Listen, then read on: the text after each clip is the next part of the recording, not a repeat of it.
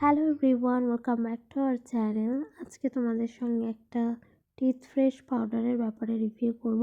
তো যাদের দাঁতে অনেক রকম সমস্যা, যেমন দাঁতে পাথর জমা বা দাঁতের পান খাওয়ার সময় দাঁতের রং একদম চেঞ্জ হয়ে যাওয়া, অনেকজনের দাঁতের পাথরে পাথর জমে যাওয়া, তো তাদের কিন্তু এই পাউডারটা অনেক উপকারী আছে।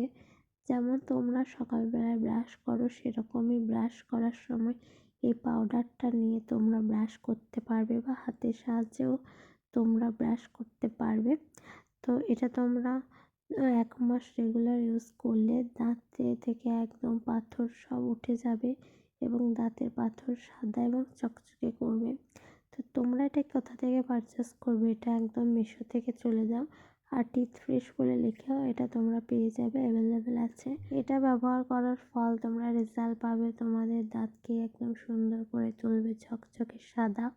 তো তোমরা এটা প্রত্যেকদিন ব্যবহার করার ফলে 5 মিনিট অন্তর ভালো করে ব্রাশ করার পর মুখটা নর্মাল পানি দিয়ে ধুয়ে নেবে।